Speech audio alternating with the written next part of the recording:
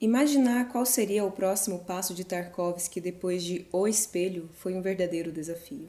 Alguns chegaram a mencionar Proust, mas o tempo perdido de outro homem dificilmente combinaria com o estilo de Tarkovsky.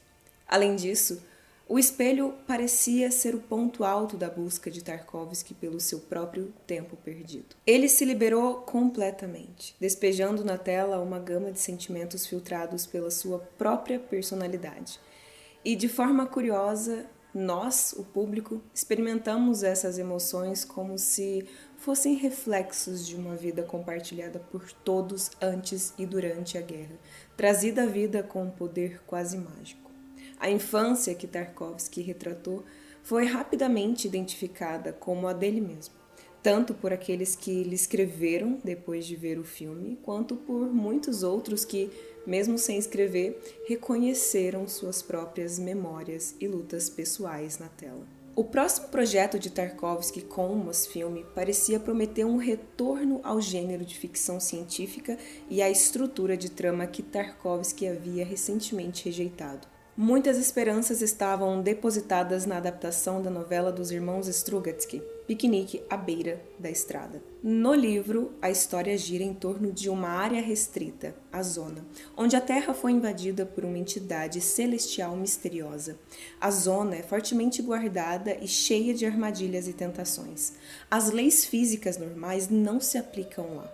Ao invés disso, a Zona é governada por leis alienígenas estranhas e caprichosas, transformando um terreno que de outra forma pareceria comum. É um local atraente para cientistas, aventureiros e saqueadores, todos em busca dos muitos objetos estranhos que podem ser usados para experimentos ou para ganhar dinheiro. A Zona também gerou uma nova profissão semi-criminal, os Stalkers, que são guias ilegais para suas maravilhas e perigos. Piquenique à Beira da Estrada segue um desses stalkers, que mistura uma paixão romântica pelo desconhecido com um cinismo pragmático. A chave para a Zona e seu tesouro mais cobiçado é uma esfera dourada misteriosa, capaz de realizar desejos. No entanto, essa esfera tem um truque. Não realiza apenas os desejos que você faz conscientemente, mas sim aqueles que estão escondidos no seu subconsciente, muito mais profundo. Lembra um pouco o Oceano de Solaris. Em vez de atender aos nossos desejos óbvios, ela vai atrás dos nossos desejos mais secretos. Após muitas aventuras, o Stalker leva um grupo de exploradores, com a ideia de sacrificá-los às armadilhas da Zona e depois usar a esfera para curar sua filha. Mas ele acaba enviando à morte um jovem que, em vez de pedir algo pessoal, deseja felicidade gratuita para toda a humanidade. E assim, a história do livro termina. Quando os irmãos Strugatsky começaram a adaptar o roteiro, decidiram não fazer uma transcrição direta da novela para o filme. Eles mudaram a estrutura e o título, mantendo apenas o gênero de ficção científica e os elementos principais da trama. A primeira versão, chamada A Máquina dos Desejos, tinha 3 personagens em busca da esfera dourada: o Stalker, o escritor e o cientista, representando o debate sobre as duas culturas nos círculos intelectuais. Nesta fase, os personagens ainda tinham seus próprios nomes e a Zona mantinha características de ficção científica, como a distorção temporal que havia engolido uma expedição, as miragens que atraíam o escritor com promessas de paz e liberdade e a aurora verde, entre outros sinais e maravilhas. A trama básica continuava. O Stalker sacrificava o cientista, a Zona, e conseguia a esfera dourada, mas em vez de levar a cura para sua filha, acaba voltando com uma riqueza inútil. Quando Tarkovsky entrou no projeto, o aspecto de ficção científica começou a desaparecer gradualmente do roteiro. Em vez de uma aventura cheia de gadgets e mistérios, a história se transformou em um debate profundo e filosófico. Os elementos mais cinematográficos, como a esfera dourada, a aurora verde e as miragens, foram descartados. Nomes próprios foram deixados de lado e a trama foi simplificada. Ninguém morre, ninguém alcança seu objetivo e ninguém sequer entra no lugar. Os 3 personagens param na entrada. Todo o elaborado cenário de ficção científica foi reduzido aos temas centrais: a zona, o stalker, a ideia de desejos realizados, a menina doente e a jornada. O roteiro se distanciou tanto da história original que, após o lançamento do filme, os escritores tiveram a chance de publicá-lo como uma nova obra. No entanto, essa versão intermediária de A Máquina dos Desejos acabou se tornando uma obra independente, situada entre a adaptação de Tarkovsky e a novela original dos irmãos Strugatsky. O que se seguiu foi um processo de simplificação. Nas discussões entre os escritores e o diretor, no trabalho do diretor sobre o roteiro e durante as filmagens propriamente ditas. Embora Stalker compartilhe muitos elementos com os filmes anteriores de Tarkovsky, ele também sinaliza o início de um período tardio na carreira do cineasta, que adicionaria apenas 3 filmes aos 4 anteriores. A publicação do roteiro na Science Fiction Anthology número 25 revelou a forma que o filme iria tomar e mostrou a mudança mais importante na adaptação, a transformação do próprio Stalker. No roteiro original, a esposa do Stalker descreve-o como um verdadeiro durão, temido por toda a rua. Na versão de Tarkovsky, a descrição muda drasticamente para um santo tolo de Deus, uma figura patética e ridicularizada pela comunidade. Essa mudança no personagem principal altera profundamente o significado do filme, fazendo com que ele aborde temas completamente diferentes. Com a perspectiva do tempo, fica claro que o durão, o bandido fanfarrão, simplesmente não se encaixa como herói para Tarkovsky. Os personagens anteriores, como Ivan, de A Infância de Ivan, ou Boriska, em Andrei Rublev, às vezes refletem a revolta interior de Tarkovsky contra as limitações da infância e da impotência. Tarkovsky não tem interesse nos vencedores da vida. Ele prefere a ingenuidade e a humildade. No caso de A Infância de Ivan, Tarkovsky demonstra mais afeição pela vulnerabilidade de Gautsev do que pela audácia de Colin, o agente secreto. Da mesma forma, o pintor de ícones Andrei Rublev, o prisioneiro Chris Kelvin e o herói lírico de O Espelho são personagens sobrecarregados com culpa e introspecção. O Stalker de Kaidanovsky, quase de outro mundo, é um exemplo perfeito dessa tendência. Tarkovsky também pensou em adaptar O Idiota, de Dostoiévski, um autor que explora fortemente o tema do herói humilhado e desprezado na cultura russa. Agora, ao olhar para Stalker a partir da perspectiva dos filmes posteriores, ainda podemos o descrever como minimalista. Talvez tenha havido uma crise, como parecia na época, mas também marcou uma transição, sinalizando o fim de uma fase e o início de outra. Esse minimalismo não afetou apenas a estrutura da trama, que se afastou das tentadoras armadilhas do gênero de ficção científica, mas também todos os aspectos visuais do filme. Tarkovsky nunca se deixou seduzir pelos efeitos especiais. Enquanto em Solaris ele lutava contra essas tentações, em Stalker elas são simplesmente eliminadas. O minimalismo do filme se reflete na estética do estranhamento, que faz o cotidiano parecer inesperado. Esse estranhamento é expresso de forma consistente através da combinação de imagem e som, criando um espaço sombrio e mais fantástico do que qualquer coisa que poderia ser criada por efeitos especiais. O trabalho de Eduard Artemiev nas trilhas sonoras de Solaris e Stalker é um ótimo exemplo de como um compositor pode se subordinar ao todo da obra. A música que ele compôs vai além da simples trilha sonora. As imagens são concretas, enquanto os sons são perturbadoramente abstratos e estranhos, clangores, rangidos e sussurros.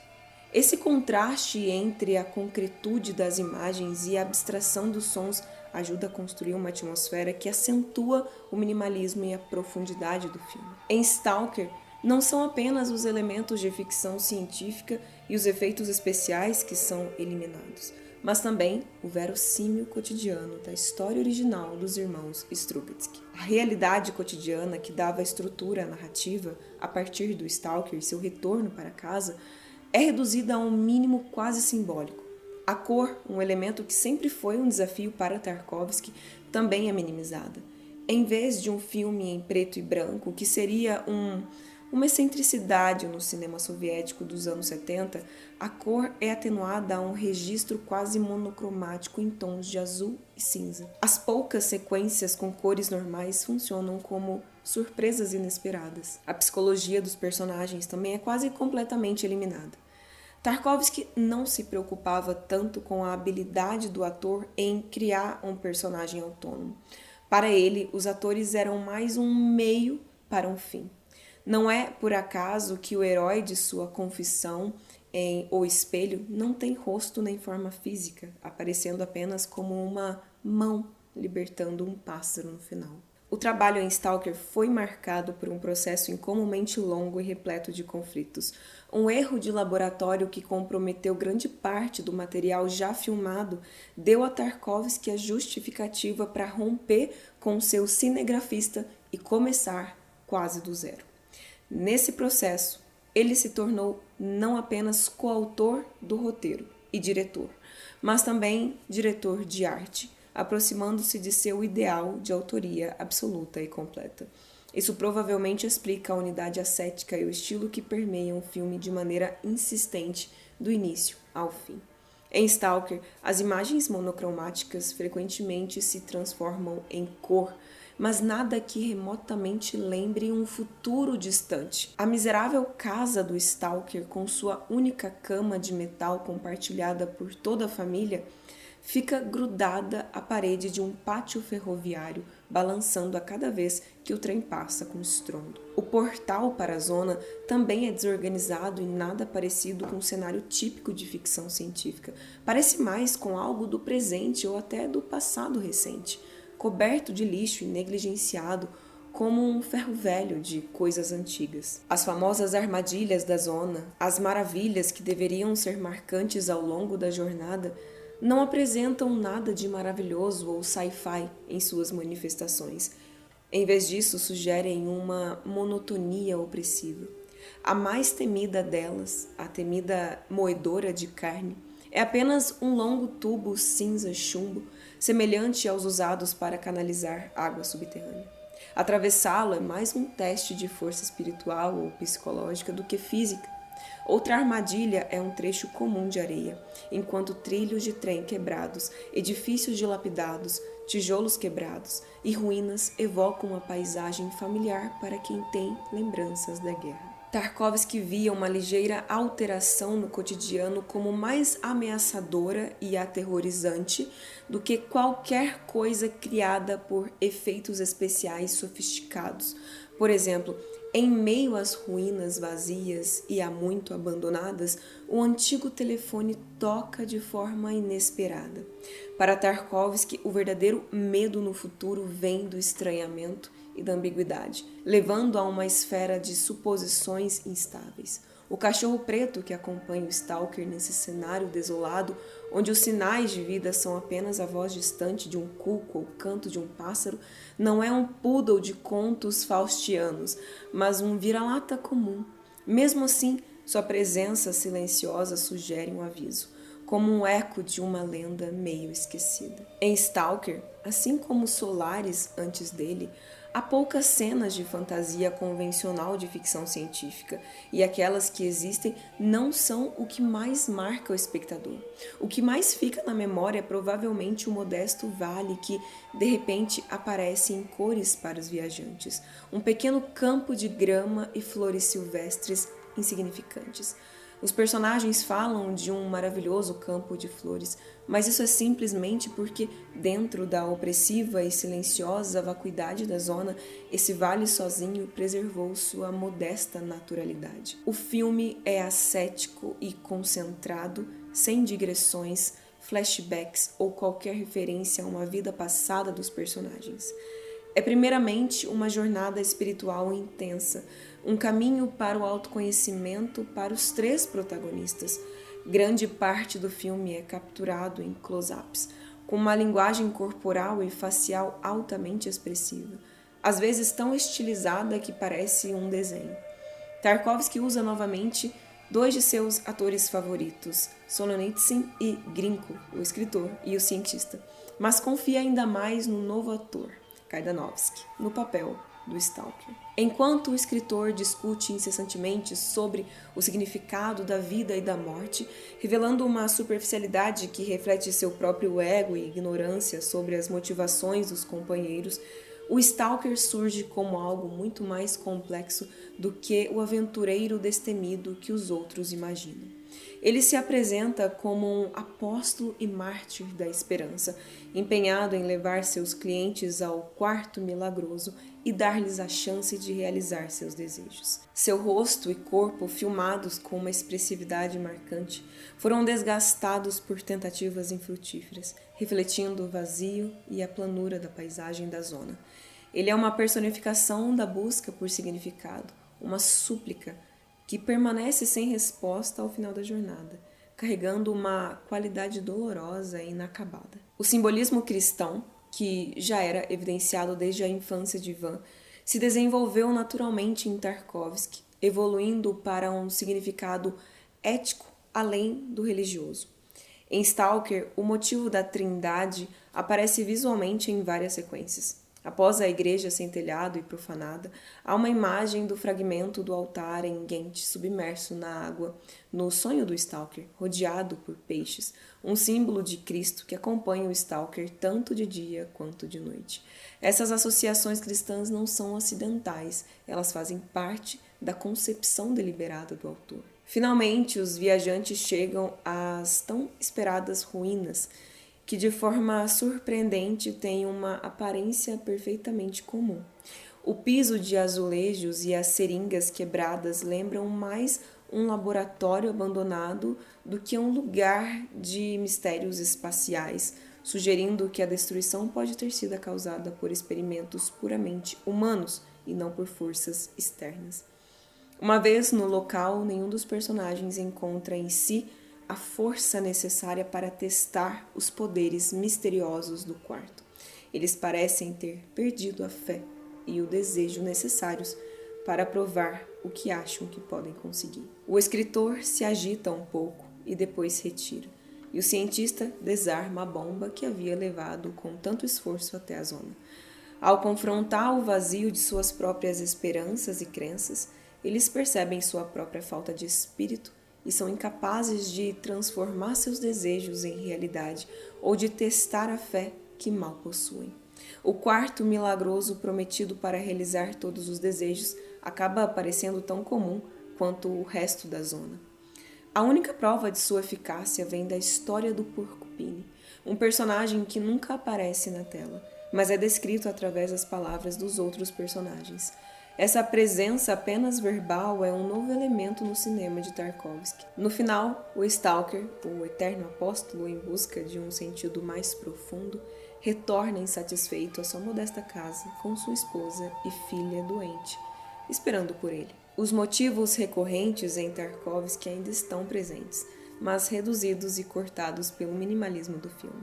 Eles aparecem de forma incompleta e às vezes deslocada em relação ao estilo geral. No entanto, a estrutura fundamental sobre a qual todos os filmes anteriores foram construídos ainda está lá. O vira-lata negro, que segue o Stalker ao deixar a zona e permanece entre as pessoas, é uma presença natural e misteriosa. A câmera amplia a visão do Stalker enquanto ele se encolhe na água, revelando um momento significativo do filme. O sonho do Stalker é um dos episódios mais belos e profundos da obra.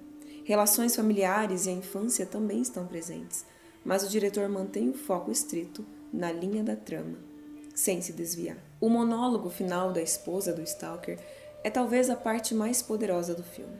Ao contrário dos buscadores insatisfeitos e desiludidos pela busca do significado da vida, ela é movida pela emoção mais simples e concreta e genuína: o amor. A câmera, que havia capturado de perto e com intensidade os rostos tensos e desolados dos três protagonistas, agora se suaviza ao focar o rosto da menina doente, que é ao mesmo tempo séria e cheia de uma vida interior profunda. Os filmes de Tarkovsky sempre deixam espaço para que os espectadores façam suas próprias interpretações e as conectem com suas vidas pessoais. As ideias sobre potencial telecinético das gerações futuras que Tarkovsky escreveu na época podem não ser tão convincentes assim. Podemos também interpretar o final do filme como a possibilidade do fantástico emergindo do cotidiano. A cena final do filme lembra o final de A Doce Vida, de Fellini, onde uma menina angelical representa o ideal que Marcelo vislumbra, mas nunca alcança. Aqui, a câmera repousa no rosto da criança doente, enquanto sua voz infantil recita versos de Tunchev, com uma interpretação surpreendentemente madura. Esse momento ilumina o que estava ausente no cenário desolado e vazio do filme, a presença essencial do amor, da poesia e da arte. A comparação entre Stalker e o desastre de Chernobyl revela a profundidade e a presciência da obra de Tarkovsky. O conceito da zona, inicialmente associado a campos de trabalho e exílio, evoluiu de uma metáfora no filme para uma realidade concreta após 1986, quando Chernobyl transformou vastas áreas em regiões inabitáveis, perigosas e misteriosas, e quando a própria essência da zona no filme. Esse desenvolvimento reforça o caráter apocalíptico da visão de Tarkovsky, onde o perigo invisível e incontrolável da radiação se tornou uma realidade tangível e aterrorizante, refletindo a angústia que o cineasta imaginou de forma tão poética e devastadora.